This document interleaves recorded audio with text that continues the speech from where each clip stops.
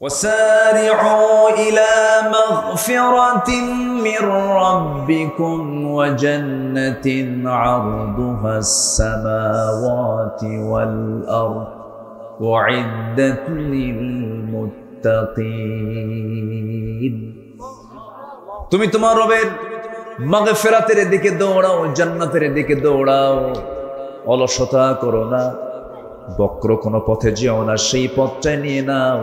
সবাই বলুন ইহদিনাস সিরাতাল মুস্তাকিম সিরাতাল্লাযীনা আন'আমতা আলাইহিম গায়রিল মাগদুবি আলাইহিম ওয়ালাদ-দাল্লিন। এরপরে আর একটু জোরে বলুন না ভাই। আল্লাহর পথে টিকে থাকতে হবে। ইমান টানা সহজ, কিন্তু ইমানের উপরে টিকে থাকাটা কঠিন। নবীর হাতে বায়াত নিয়ে দিন গ্রহণ করে বেঈমান হয়ে মারা গেছে এমন রেকর্ড আছে না নাই? নবীর চেহারা দেখে, নবীর বয়ান শুনে, নবীর হাতে হাত রেখে ইমান গ্রহণ করার পরে আবিসিনিয়াতে হিজরত করে পর্যন্ত চলে গেছে, সেখানে খ্রিস্টান হয়ে দুনিয়া থেকে বিদায় নিয়েছে। এই জন্য আমার বন্ধুগণ, আল্লাহ রাব্বুল আলামিন সেজন্য সুন্দর করে এক জায়গায় বলছেন, ইন্নাল্লাযীনা ক্বালু রাব্বুনাল্লাহু সুম্মা ইসতাকামু তাতানাসসালু আলাইহিমুল মালায়েকা আল্লা তাখাফু ওয়া লা তাহজানু ওয়া আবশিরু বিল জান্নাতিল্লাতী কুনতুম তুআদুন। জোরে বলুন আল্লাহু আকবার। যারা ঈমান আনবে এবং তার উপরে টিকে থাকবে তাদের জন্যই তো জান্নাত। টিকে থাকতে হবে, শেষ নিঃশ্বাস পর্যন্ত বলতে হবে আমার রবকে। আসতে বলবেন আমার রবকে, আল্লাহ আমার রব। টিকে থাকতে হবে। ঈমান তো আনা যায়, কিন্তু ঈমান আনার পরে হাজারো বাধা আপনার সামনে আপনার জীবনে চলে আসবে। হাজারো ঝামেলা আসুক না কেন, মহামুসিবত আসুক না কেন, সেই সময় প্রকৃত যারা ঈমানদার তাদের জবান থেকে বের হবে কি, আল্লাযীনা ইযা আসাবাতুহুম মুসিবাতুন ক্বালু ইন্না লিল্লাহি ওয়া ইন্না ইলাইহি রাজিউন। জোরে বলুন আল্লাহু আকবার। যখন কোনো বিপদ আসবে ভাবতে হবে আল্লাহর সাহায্য, আল্লাহ পাক আমার প্রতি সাহায্য নাজিল করবেন। আশাদ্দুন নাসি বালাউল আম্বিয়া সুম্মাল আমসাল ফাল আমসাল। এই জগতে আদম থেকে শুরু করে নিয়ে আজ পর্যন্ত যত মানুষ পাঠিয়েছেন এবং পাঠাবেন, মধ্যে সবচেয়ে বড় বালা মুসিবত এসেছে হলো নবীদের উপরে, এবং তারপরে যত বালা মুসিবত আসছে আমার আল্লাহর যারা পছন্দের বান্দা তাদের উপরে। তাহলে বালা মুসিবত বিপদ আল্লাহ পাক দেন কি খারাপ ব্যক্তির উপরে বেশি না ভালো বান্দার উপরে বেশি? ভালো বান্দার উপরে বেশি। বিপদ আসবে, মুসিবত আসবে, কিন্তু চ্যালেঞ্জ ধরে রাখতে হবে হলো ঈমানের। ঈমান যেন আমার ছুটে না যায়। ঈমান চলে গেল তো সব চলে গেল। সম্মানিত ভাইয়েরা, আর সেই ঈমানকে ধরে রাখার জন্য যে ইলম দরকার, যে জ্ঞান দরকার, জ্ঞান এটা এমন একটি সম্পদ যে জ্ঞানী হয় শয়তান তাকে ধোঁকা দিতে পারে না। শয়তান তাকে কি করতে পারে না? ধোঁকা দিতে পারে না। শয়তান মূর্খের কাছে গিয়ে যত আরাম পায়, জ্ঞানীর কাছে গিয়ে সেই মজাটা পায় না। এই জন্য আল্লাহ তাআলার প্রথম হুকুম কি বলেন তো? পড়ো। বলেন তো কি প্রথম হুকুমটা কি বলেন? পড়ো। ইকরা, পড়ো। কার নামে? আসতে বলবেন না, কার নামে? আল্লাহর নামে পড়ো। আমার দেশে পড়াশোনা যে হচ্ছে না তা না, হচ্ছে। শিক্ষিতের হার বিগত সকল সময়ের চাইতে এখন বেশি না কম? বেশি। আমার দেশে এখন শিক্ষিতের হার অনেক, কিন্তু যে শিক্ষিতরা আমরা দেখতে পাচ্ছি, যে শিক্ষিতদের দেখতে পাচ্ছি, আমার দেশের উন্নয়নে ধরুন শ্রমিকরা দেশটাকে পিছায় দিয়েছে না আগায় দিয়েছে? আগায় দিয়েছে। আমার দেশের কৃষক যারা কৃষি কাজ করেন তারা দেশকে পিছায় দিয়েছে না আগায় দিয়েছে? আগায় দিয়েছে। প্রবাসী, লক্ষ লক্ষ প্রবাসী প্রবাস জীবনে থেকে ওই পাখির মতো ঝুলে ঝুলে কনস্ট্রাকশনের যে কাজগুলো করেন তারা দেশকে পিছায় দিয়েছেন না আগায় দিয়েছেন? আগায় দিয়েছেন। আচ্ছা বলুন তো, শ্রমিক, এই কৃষক, এই প্রবাসী লোকগুলো কি শিক্ষিত না অশিক্ষিত? অশিক্ষিত। তারা অশিক্ষিত হওয়ার পরও এই শ্রমিক, এই প্রবাসী, এই কৃষক অশিক্ষিত থাকার পরও দেশকে তারা আগায় দিল, দেশের উন্নয়নে বিশাল ভূমিকা পালন করলো। কিন্তু দেশকে পিছায় দিল কারা?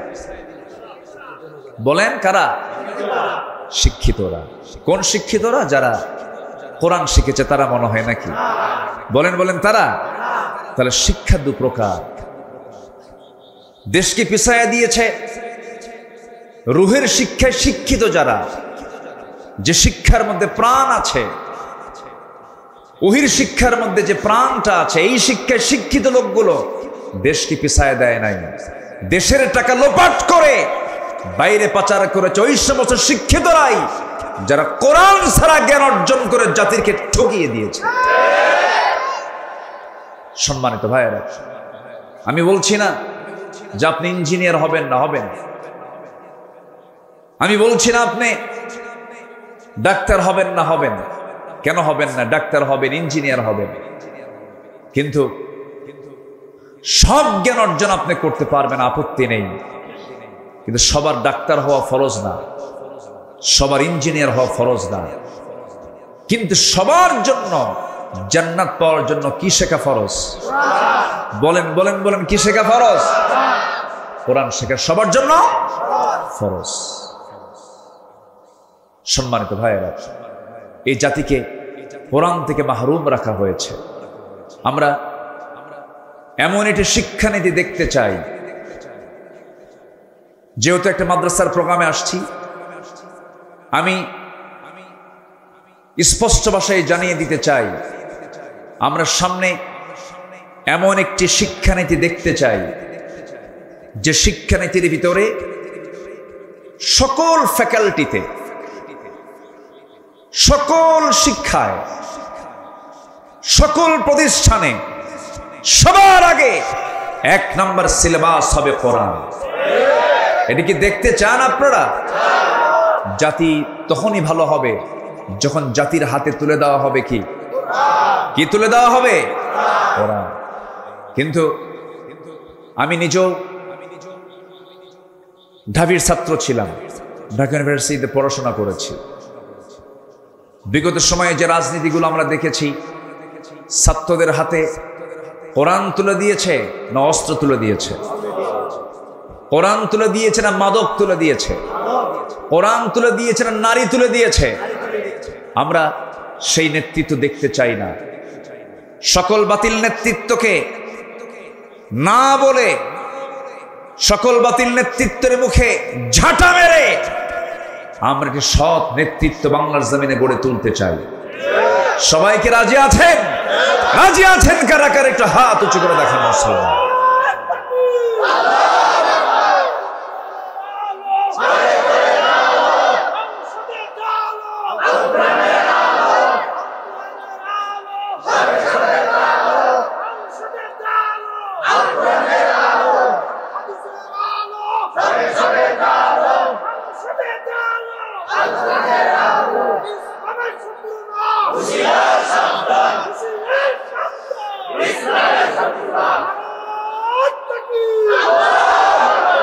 আল্লাহ কবুল করুন, জোরে বলি আমিন।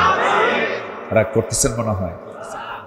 আমরা যখন রাষ্ট্র নিয়ে কথা বলি, আমরা যখন সমাজ নিয়ে কথা বলি, তখন একটা মহলের গায়ে চুলকানি শুরু হয়, আছে কিনা? হুজুর আপনি দোয়া করে দিবেন। আমরা যা করি, আপনাদের দায়িত্ব হলো দোয়া করা। বাচ্চা হলে আজান দেওয়া, বিয়ের প্রয়োজন হলে একটু বিয়ে পড়ায় দেওয়া, আর মরে গেলে একটু জানাজা পড়ায় দিবেন। এই তো আপনাদের ডিউটি। আপনারা আবার এই দিক থেকে কথা বলেন কেন? আমার দেশে আবার কিছু হুজুরও ছিল, বিগত 16 বছর দেখেছি আমরা, সিনেমা হল উদ্বোধন হবে, হুজুর গিয়ে দোয়া করে। মদের ফ্যাক্টরি উদ্বোধন হবে, দোয়া করে আল্লাহ এই ফ্যাক্টরিতে বরকত দিয়ে দেয়। আছে কিনা বলেন? এখনো ঘাপটি মারে এই সমস্ত মুনাফিক চক্র আছে না নাই, যারা সামান্য কিছু অর্থের বিনিময়ে দিনকে বিক্রি করে দেয়।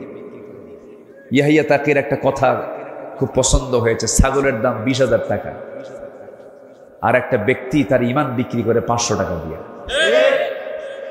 সম্মানিত ভাইয়েরা, আমরা নিজের জীবনটাকে সাজাবো কোরআন দিয়ে। জোরে বলি ইনশাআল্লাহ।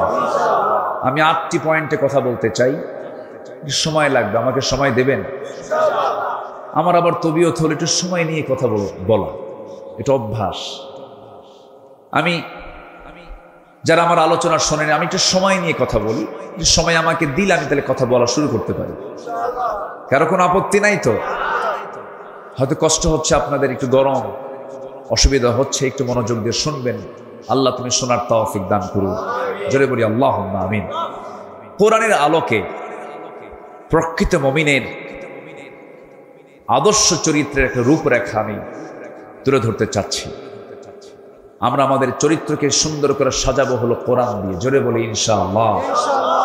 নাম্বার 1, আমার দিলটা থাকতে হবে সর্বক্ষণ কার ভয়ে ভীত? আসতে বলবেন না, কার ভয়ে ভীত থাকতে হবে? আল্লাহর ভয়। আল্লাহর ভয়ে ভীত হলেই পৃথিবীর কোনো ভয় ওই দিলে স্থান পায় না। আল্লাহর ভয়টা ইস্তেকামাত হলে পরে সেই দিলের মধ্যে কোনোদিন কোনো কপট, কোনো কটু চক্রান্তকারী তার ঈমানকে ছিনতাই করে নিতে পারে না। সেই হৃদয়ে শয়তান বাসা বাঁধতে পারে না। এজন্য আমাদের দিলে যে ভয়টা, এই ভয়টা জাগ্রত করতে হবে। কার ভয়? আল্লাহর ভয়। খুব কমন একটা আয়াত। আল্লাহ রাব্বুল আলামিন সূরা আনফালের শুরুতে 2 নম্বর আয়াতে সুন্দর করে আল্লাহ রাব্বুল আলামিন বলছেন, যারা পারেন এই আয়াতগুলো সবারই মুখস্থ থাকা দরকার। আল্লাহ রাব্বুল আলামিন সুন্দর করে বলছেন, ইন্নামাল মুমিনুনা আল্লাযীনা ইযা যুকিরাল্লাহু ওয়াজিলাত কুলুবুহুম ওয়া ইযা তুলিয়াত আলাইহিম আয়াতুহু যাদাতুহুম ঈমানান ওয়া আলা রাব্বিহিম ইয়াতাওয়াক্কালুন। জোরে বলুন আল্লাহু আকবার। মুমিনের 3টা দিক আল্লাহ রাব্বুল আলামিনের জায়গায় তুলে ধরেছেন। নাম্বার 1 হলো আল্লাহর জিকির করা। আল্লাহর জিকির করলে পরে যারা প্রকৃত যারা ঈমানদার, তাদের দিলটা প্রকম্পিত হয়। কার ভয়ে? আসতে বলবেন না, কার ভয়ে? আল্লাহর ভয়ে। নাম্বার 2 হলো ঈমান যদি একটু দুর্বল থেকে থাকে, কোরআনের সুন্দর করে তেলাওয়াতের মধ্য দিয়া, কোরআনটাকে বোঝার মধ্য দিয়া, তিলাওয়াত, কিরাআত, দিরাসাত, তাদাব্বুর, সমস্ত হকগুলো আদায় করে যে বান্দা কোরআনের হক আদায় করে কোরআনটা সুন্দর করে বোঝার চেষ্টা করবে, ঈমান যদি দুর্বল থাকে, কোরআন শোনার সঙ্গে সঙ্গে তার ঈমানটা শতগুণে বৃদ্ধি পেয়ে যায়। জোরে বলে সুবহানাল্লাহ। মোবাইলের চার্জ কমে গেছে, চার্জার দিয়ে চার্জ দিতে হয়। ঈমানের চার্জ একটু দুর্বল হয়েছে, চার্জ দিতে হয় কি দিয়া? আসতে বলবেন না, কি দিয়া? যে দলের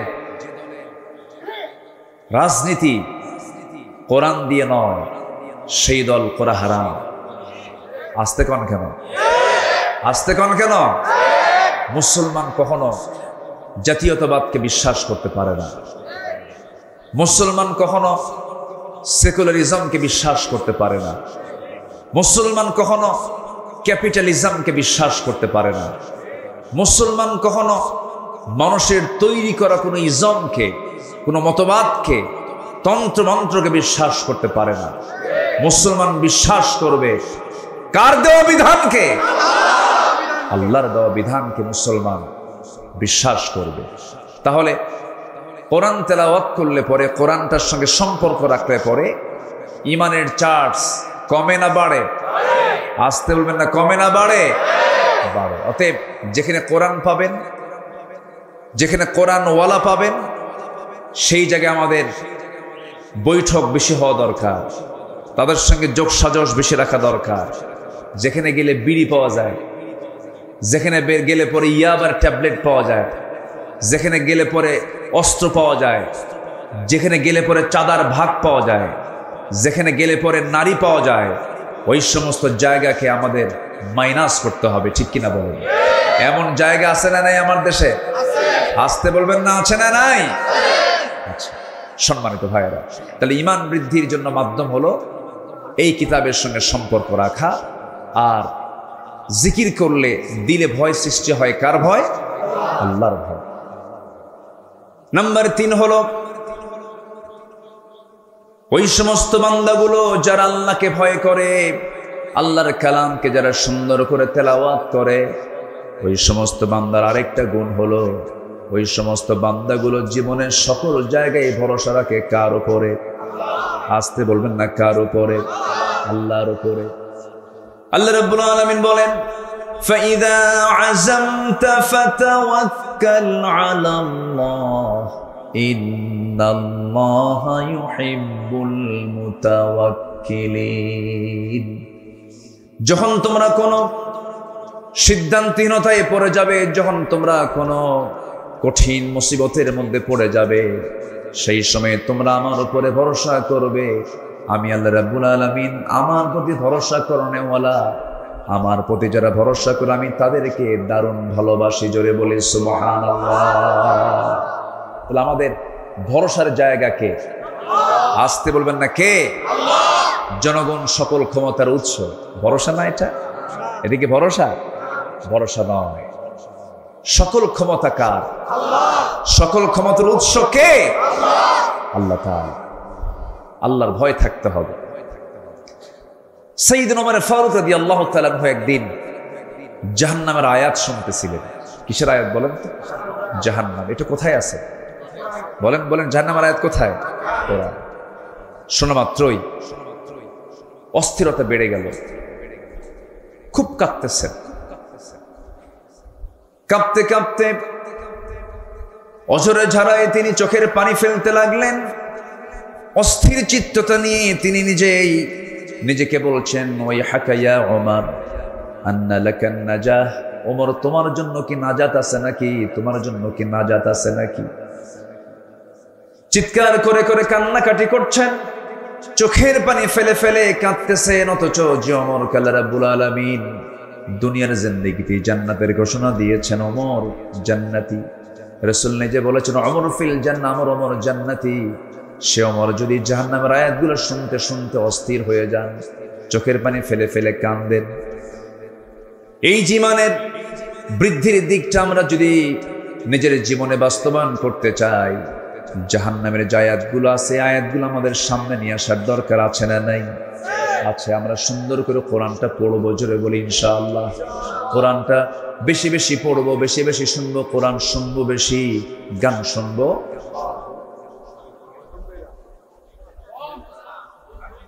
এতক্ষণে গান শুনবেন, কম শুনবেন? তাহলে কম শোনা জায়েজ নাকি? যেটা জায়েজ নাই, কমও জায়েজ নাই, বেশিও জায়েজ নাই। সারা বছর কোন মাসে আইয়ামে 20 রোজা বাদ দেয় না। সোমবার বৃহস্পতিবার রোজা রাখে। ঈদের দিন মদ খায়। ঈদের দিন কি খায়? মদ খায়। ভাবে যে সারা বছর তো আমি আওয়াবিন পড়ি, তাহাজ্জুদ পড়ি, ঈদের দিন বিকাল বেলা একটু আনন্দ করবো, তো একটু কয়েক ঢোক মারবো, এবার কি হবে? আছে কিনা বলেন? আছে। এটা কি ইমানদারের কাজ? ইমানদার কখনো যেটা হারাম, অল্প হারামও সে গ্রহণ করতে যাবে না। ইমানদার সম্পূর্ণ হারাম জিনিসকে, হারাম খাদ্যকে, হারাম বস্তুকে, হারাম পন্থাকে সে চুল পরিমাণ গ্রহণ করতে পারে না। এটা হচ্ছে একজন আল্লাহর নৈকট্য হাসিলকারী, আল্লাহর স্মরণে যে জাকির হবে, যে জিকির করনেওয়ালা হবে, সে এমন চরিত্রের হবে। আল্লাহ তুমি আমাদের কেমন চরিত্র অর্জন করার তৌফিক দাও, জোরে বলি আমিন। সে আদর্শ চারিত্রিক রূপরেখার 2 নম্বর দিক হচ্ছে আল্লাহ এবং রাসূলের প্রতি নিঃশর্ত আনুগত্য। আমরা যে আনুগত্য করব আল্লাহকে এবং রাসূলকে, কোনো শর্ত দিয়া, আসতে কয় কোনো শর্ত দিয়া, আর আল্লাহ এবং রাসূল ছাড়া অন্য কারো যখন আমরা আনুগত্য করতে যাব তখন কি দিয়া? শর্ত দিয়া। আমি আপনার আনুগত্য করব ততক্ষণ যতক্ষণ আপনি আল্লাহকে মানবেন, রাসূলকে মানবেন, ততক্ষণ মানব। আপনি আমার ইমাম, আমি ততক্ষণ মানব যতক্ষণ আপনি নামাজটা আপনি আল্লাহর নিয়মে পড়বেন। রুকু কয়বার করে বলেন? সেজদা কয়বার হয়? 2 বার। রুকু 1 বার। আর ইমাম যদি মনে করে রুকু 1 বার করে লাভ কি, সেজদাও 2 বার দেই, রুকু 2 বার দেব, সওয়াব তো বেশি হয়। আপনি কি পড়বেন নামাজ? এটা কি এই পন্থা কি ইসলাম দিয়েছে? ইসলাম দিয়েছে কয়বার? 1 বার। আমি 2 বার দিতে পারি না। সেজদা দিতে বলেছে কয়বার? 2 বার। 3 বার করতে পারি না। আর যদি কোনো ইমাম 3 বার সেজদা দেয়, 2 বার রুকু করে, বেশি তো করলো, এরপরও মানা যাবে না। তাহলে আমি এই ইমামকে মানতেছি শর্ত দিয়া, কি দিয়া? যতক্ষণ তুমি আল্লাহ রাসূলকে মানো ততক্ষণ তুমি আমার, আমি তোমাকে আনুগত্য করব, তুমি আমার ইমাম। আল্লাহ নবীর আনুগত্য বাদ দিবা, কল্লা ধরে টেনে মসজিদ থেকে বের করে দেবে, ঠিক কিনা? এটাই হচ্ছে নিঃশর্ত আনুগত্য আর শর্ত আনুগত্য। আপনি আল্লাহর সাথে রাসূলের সাথে তার আপনার যে আনুগত্য হবে, এটা হবে নিঃশর্ত, কোনো শর্ত দেওয়া যাবে না। আল্লাহ যা বলেছেন, কেন বলেছেন, এটা বলা যাবে না। রাসূল এটা করতে বলেছেন, কেন বলেছেন, এটা বলা যাবে না। আপনি কেন বলবেন, ঈমান আপনার চলে যাবে।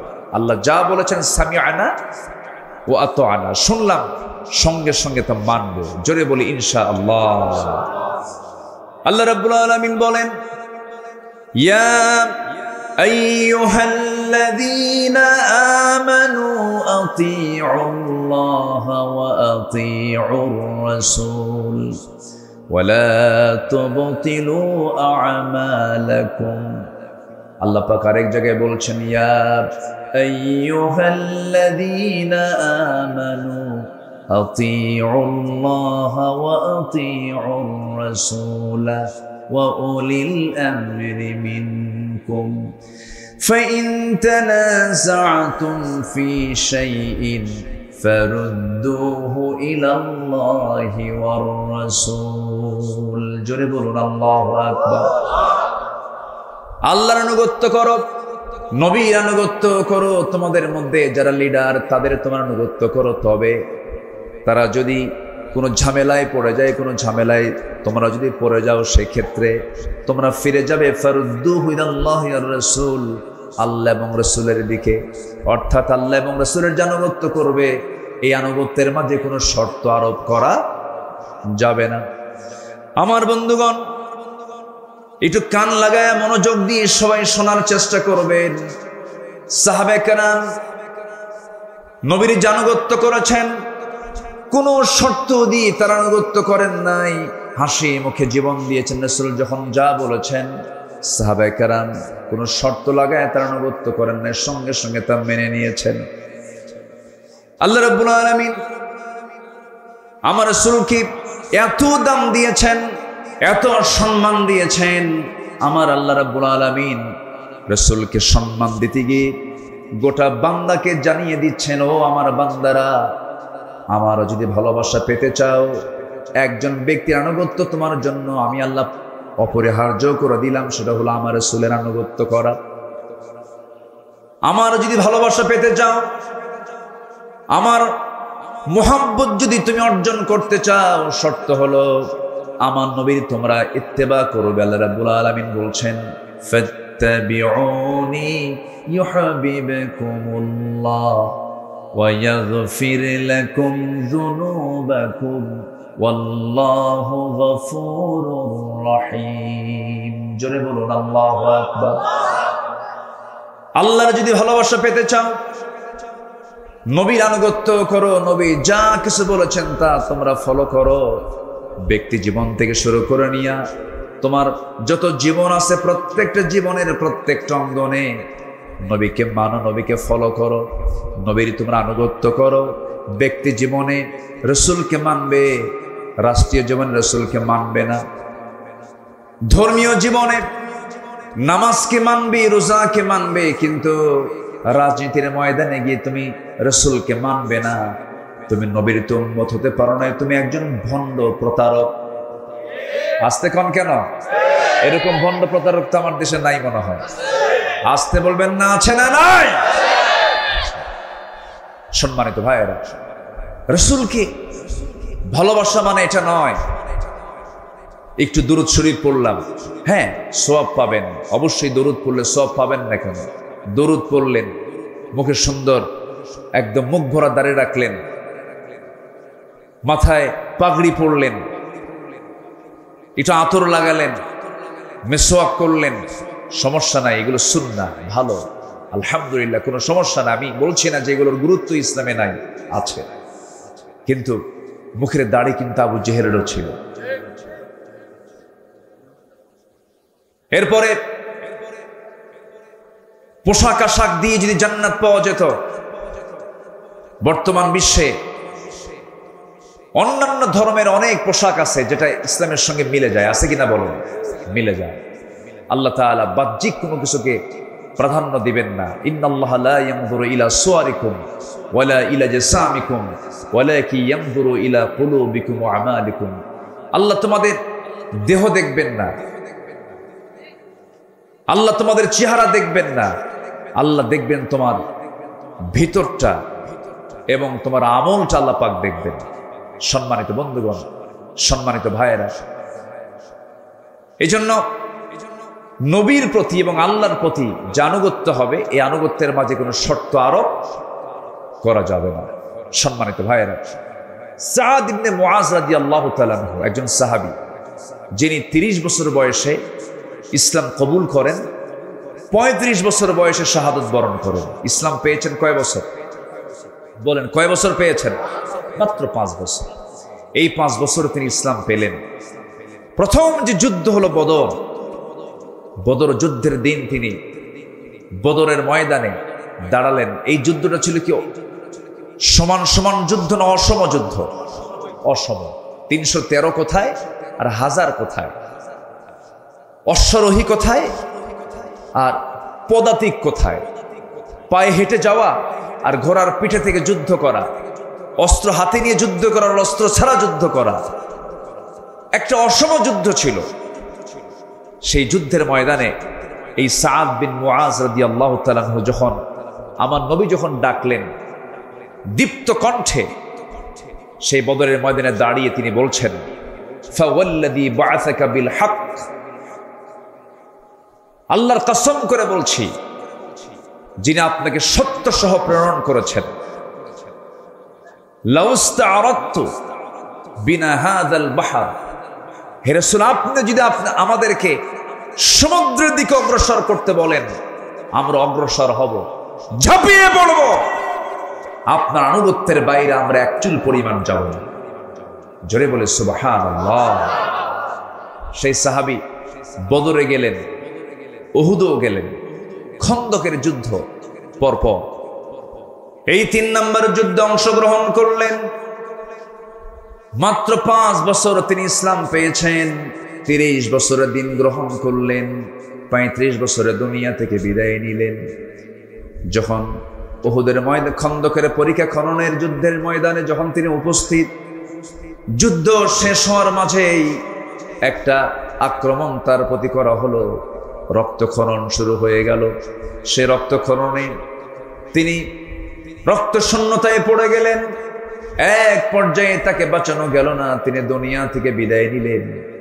সাহাবায়ে কেরাম শোকাহত চিত্ততা নিয়ে রাসূলের সামনে এসে বলছেন, ইয়া রাসূলুল্লাহ, আপনার প্রিয় সাহাবী সাদ বিন মুআজকে আমরা অনেক চেষ্টা করেছি, তার সেবা করেছি, বাঁচল না, দুনিয়া থেকে বিদায় নিয়েছেন। আমার নবীজি শোনা মাত্রই ইন্না লিল্লাহ বললেন, তার জন্য দোয়া করলেন। এবং আমার নবীজি বলেন, সাহাবীরা শোনো, আমার এই প্রিয় সাহাবীর মাত্র 5 বছরের ইসলামের আনুগত্যের মধ্য দিয়ে সে যে জীবন যাপন করেছে, আল্লাহ পাক তার এই মৃত্যুতে এত বেশি খুশি হয়েছেন যে আরশ আজিম পর্যন্ত প্রকম্পিত হয়েছে। ইহতাজ্জাতিল আরশ, আরশ প্রকম্পিত হয়েছে তার মৃত্যুতে। মানে আরশ জেনে গেছে, আরশের ফেরেশতারা জেনে গেছে যে একজন আল্লাহর প্রকৃত বান্দা দুনিয়া থেকে বিদায় নিলেন। মাত্র কয় বছর? আসতে বলেন কয় বছর? 65 বছর পার হয়, নামাজ পড়ে না। 67 বছরের বুড়া মানুষ, চামড়া কুচকে গেছে, টেনে টেনে নাপিতকে কর দাড়িটা কেটে দে। বুড়া কি হওয়া সম্ভব? আছে না নাই? বদনসিব, এরকম বদনসিব আছে না নাই? আচ্ছা, এগুলো করা যাবে না। আমরা জীবনের সকল জায়গা আনুগত্যের চূড়ান্ত দিকটা আমরা আল্লাহর জন্য, রাসূলের জন্য আমরা বরাদ্দ করব। জোরে বলি ইনশাআল্লাহ। জি ইনশাআল্লাহ। সম্মানিত ভাইয়েরা, আমি কি শেষ করে দেব? আলোচনা চালাবো? জোরে বলি ইনশাআল্লাহ। নাম্বার 3, দায়িত্ব এবং জবাবদিহিতার ভারে বিগলিত হৃদয় এবং আত্মসমালোচনা। যে ব্যক্তি নিজের দোষ খুঁজে পায় সে হচ্ছে আল্লাহর পছন্দের বান্দা। বলি আলহামদুলিল্লাহ। আমরা খুঁজে পাই কার দোষ? বলেন বলেন, অন্যের দোষ। কিন্তু দোষ খুঁজে বের করতে হবে কার? নিজের দোষ। নিজেরই তো সমস্যা অনেক, আমি অন্যের সমস্যা দেখবো? নিজেই তো রোগী, ঠিক কিনা বলেন? আমার দোষ আছে না নাই? আচ্ছা, কিন্তু আমরা অন্যের দোষে আমরা তালাশে ব্যস্ত হয়ে পড়ি না। নিজের সমালোচনা, নিজের দোষ খোঁজার চেষ্টা করতে হবে এবং মাথায় রাখতে হবে জবাবদিহিতার কাঠগড়ায় দাঁড়াবো একদিন কার সামনে? আসতে বলবেন না, কার সামনে? আল্লাহর সামনে। আল্লাহ রাব্বুল আলামিন সুন্দর করে বলছেন, ইন্না আরাদনাল আমানাতা আলাস সামাওয়াতি ওয়াল আরদ ওয়াল জিবালি ফাআবাইনা আন ইয়াহমিলনাহা ওয়া আশফাকনা মিনহা ওয়া হামালাহাল ইনসান ইন্নাহু কানা যালুমান জাহুলা। জোরে বলুন আল্লাহু আকবার। সূরাতুল আহজাব 72 নম্বর আয়াত আল্লাহ রাব্বুল আলামিন বান্দার পরিচয় দিতে নিয়ে তিনি বলছেন, আমি আসমান, জমিন, পর্বতমালার প্রতি আমানত পেশ করেছি, তারা তা বহন করতে অস্বীকার করেছে, ভীত হয়ে পড়েছে, কিন্তু মানুষ সেই আমানতকে বহন করেছে। আমার বন্ধুগণ, মানুষকে আল্লাহ পাক সেই দায়িত্ব দিয়েছেন। একজন খলিফার কথা কিছুক্ষণ আগেও বলেছি। 2 নম্বর খলিফার নাম কি বলেন? বলেন কি? কিসের আয়াত শুনে কেঁদেছেন? মনে আছে আপনাদের? ওমর। আল্লাহু আকবার। কয় নম্বর খলিফা? বহুদিন আগে এক মাহফিলে বললাম, ওমরে ফারুককে চিনেন কে? তো সামনে থেকে এক ছোট্ট ছেলে দাঁড়ায় বলে, হুজুর আমি চিনি। কে? আমাদের বাড়ির দোতলায় ভাড়া থাকে। আমাদের বাড়ির দোতলায় ভাড়া থাকে। এটা কি সেই ভাড়া থাকে ওমর? কোন ওমর? বলেন বলেন বলেন। কোরআনের ওমর। আল্লাহু আকবার। রাসূল মারা গেছেন, উনি বিশ্বাস করতে পারছিলেন না। কি ভালোবাসা ছিল! আল্লাহু আকবার। আমার নবী ইন্তেকাল করেছেন। ওয়ামা মুহাম্মাদুন ইল্লা রাসূল قد خلت من قبله الرسل।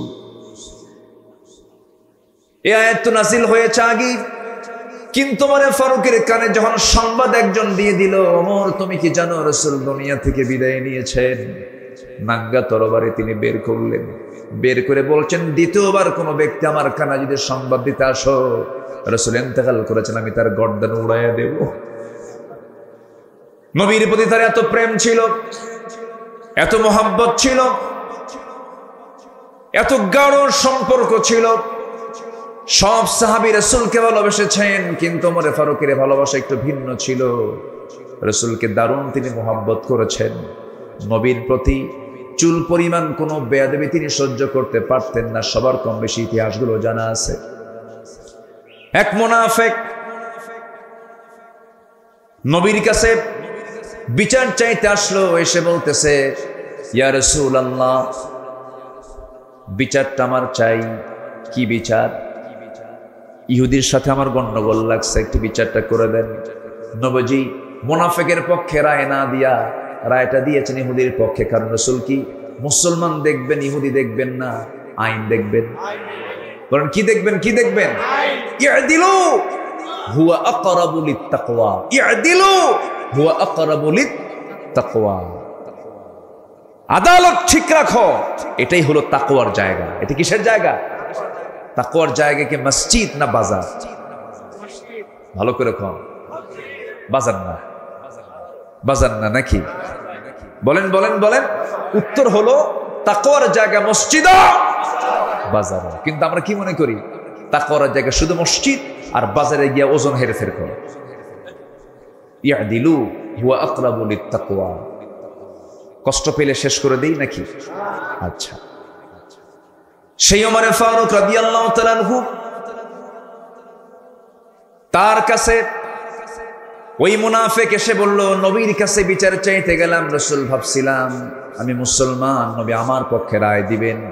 আমার পক্ষে রায় না দিয়া ইহুদির পক্ষে রায় দিলে এটা কেমন কথা? বিচার পছন্দ হয় নাই ওমর।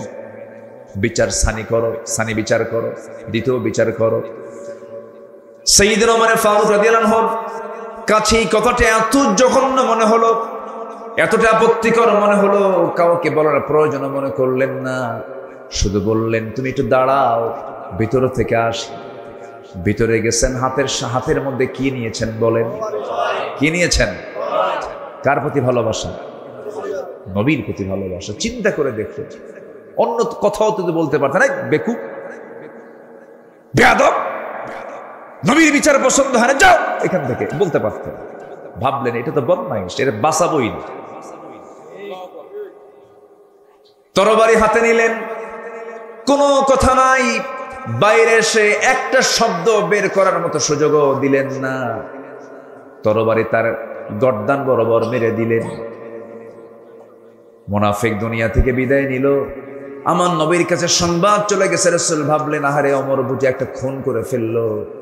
আল্লাহর পক্ষ থেকে আয়াত নাযিল হলো, ওমর যে সিদ্ধান্ত নিয়েছে এটাই হলো সঠিক সিদ্ধান্ত, কারণ ওমর জীবনের চাইতে আপনাকে বেশি ভালোবাসে। জোরে বলে সুবহানাল্লাহ, আল্লাহু আকবার। ওমর ফারুক রাদিয়াল্লাহু তাআলা এক রাতে ঘুরতেছেন। ওনার তো দায়িত্ব ছিল রাতের বেলা ঘুমানো না ঘোরানো। বলেন ঘুরে বেড়া না ঘুম? ঘুরতেন খাদেমের মতো। কিসের মতো বলেন? রাতের বেলা পুলিশের ডিউটি করে না? ডিউটি করে কিনা? রাতের বেলা ডিউটি করে অস্ত্র হাতে নিয়ে। আর ওমর ফারুক রাতের বেলা ডিউটি করতেন হাতে ছোট্ট একটা লাঠি নিয়ে। আল্লাহু আকবার। মদিনার অলিগলি ঘুরতেছেন। ঘুরতে ঘুরতে দেখেন এক শিশুর কান্না। এক শিশুর কান্না তার কানে আসলো। দরজার কাছে গিয়ে বললেন, এই মহিলা, এই কন্যার এই সন্তানের মাকে তোমার কি একটু দয়া মায়া নাই? এই গভীর রাত্রে শিশু কাঁদলে থামাতে পারো না? ধমক দিলেন, আবার চলে গেলেন। শেষ রাত্রের দিকে আবার এসে দেখেন আবার কাঁদতেছে। এবার ধমক দিয়ে বললেন, তোমার কি আল্লাহর ভয় নাই? ছোট্ট বাচ্চা কাঁদলে তার খাবারের ব্যবস্থা করতে পারো না? এক পর্যায়ে ওই মহিলাটা দুঃখ ভরা কণ্ঠে খুব আবেগ তাড়িত হয়ে বলতেছে, আপনি আমাকে খুব বিরক্ত করছেন। এই গোটা রাত ধরে আপনি আমাকে বিরক্ত করছেন কেন? আমার সন্তান তো কাঁদবেই, কান্নাকাটি করবে, কারণ এই এলাকার যে শাসক, এই জনপদের যে খলিফা ওমর তো দুগ্ধপোষ্যদের কোনো ভাতা দেয় না।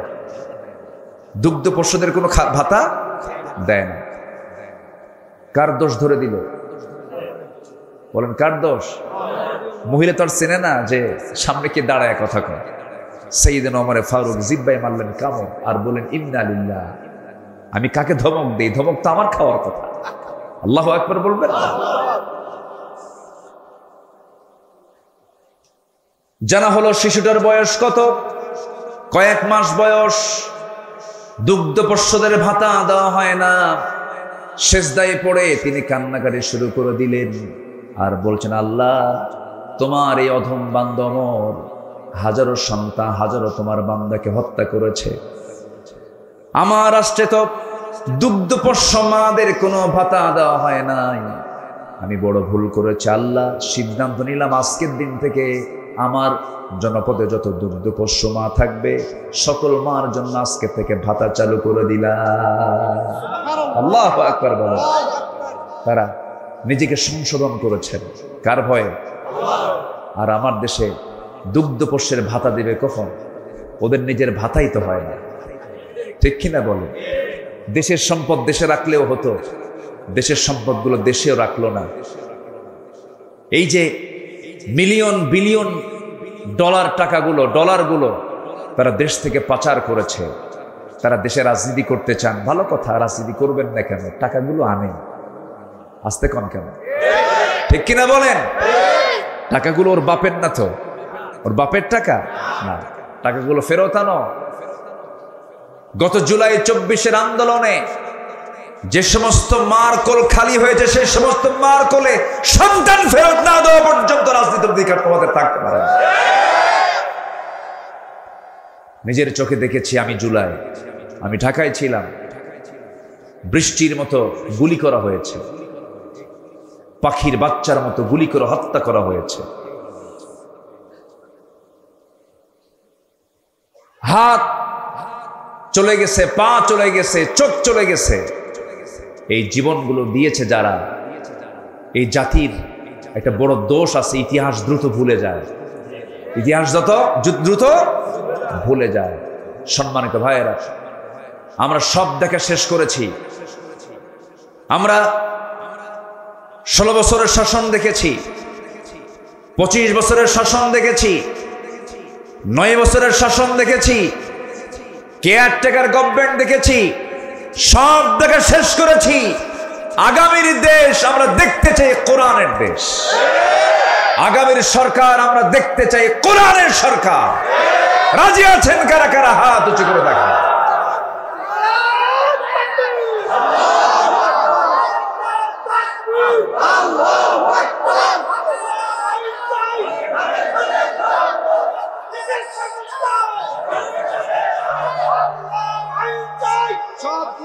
আল্লাহ কবুল করুন, জোরে বলি আমিন। নাম্বার 4 হলো ইবাদতে অহংকার না নিরহংকার? নিরহংকার এবং বিশুদ্ধ চিত্ততা নিয়ে আমরা ইবাদত করব। জোরে বলি ইনশাআল্লাহ। অহংকারী ইবাদতকারী আছে না নাই? ইবাদত করে কিন্তু কি আছে? অহংকার। জানো আমি 27 বার হজ করছি, আছে কিনা বলেন? আপনি কি জানেন হুজুর, আমি না কতবার জাহাজের আসর সুমা খাইছে তার হিসাবই নেই। হাজার আসর সুমা খাওয়া তো ফরজ। হাজার আসওয়াদে জোর করে সুমা খেতে যায় এমন লোক আছে না নাই বলেন তো? ওখানে জোরাজোরি করলে ওর হজের সমস্যা হবে না বলেন? যারা হজে গেছেন তারা কিন্তু টের পাচ্ছেন। ফালা রাফাথা ওয়ালা ফুসুকা ওয়ালা জিদালা ফিল হজ। হজের সফরে কোনো প্রকার ফুসুকি করা যাবে না, তর্ক বিতর্ক করা যাবে না, ঠেলাঠেলি করা যাবে না। তো ওই হাজার আসওয়াদে, হাজার আসওয়াদ কয়টা? পাথর কয়টা? আর সুমা খেতে যায় কয়জন? তাহলে ওখানে গেলে যদি আপনি কতবার যে সুমা খাইছে, মানে ও মারামারি করছে জীবনে বহুবার। কি কথা কি বুঝতেছেন? এগুলো হচ্ছে দেখানো আর ভাব। কি বলেন তো? ভাব, অহংকার, এগুলো করছি আমি। এই সমস্ত ইবাদত আল্লাহর দরবারে কবুল হবে না। বিশুদ্ধ চিত্ততা নিয়ে আমরা সকল কাজগুলো করব। জোরে বলি ইনশাআল্লাহ। সফলকে কোরআনকে প্রশ্ন করুন, কোরআন বলে দিচ্ছে। আল্লাহ রাব্বুল আলামিন বলেন, قد أفلح من تزكى وذكر اسم ربه فصلى। আরেক জায়গায় বলছেন قد أفلح من زكاها وقد خاب من دساها। التقوى ها هنا، التقوى ها هنا। তাকওয়াটা হলো এই জায়গায়, ভিতরের বিষয় এটা। এই জন্য আমরা বিশুদ্ধ চিত্ততা নিয়ে চলবো। আমরা তাজকিয়াতুন নাফসকে আমরা মাথায় রাখবো, নাফসের শুদ্ধতা নিয়ে আমরা চলবো। ওই সমস্ত বান্দাগুলো সফল যারা নাফসকে শুদ্ধ করতে পেরেছে, জিকির করেছে কার? নামাজ পড়েছে কয় ওয়াক্ত? 5 ওয়াক্ত নামাজকে সবাই পড়তে রাজি আছেন নাকি?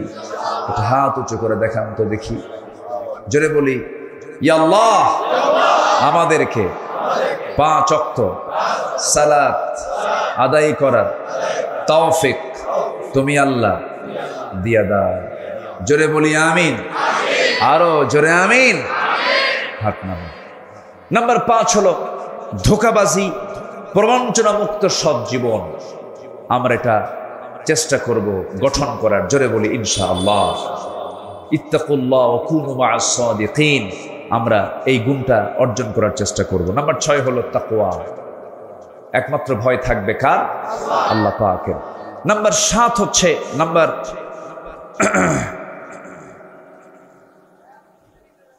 হচ্ছে অধীনস্থদের অধিকার এবং ইনসাফ প্রতিষ্ঠা করা।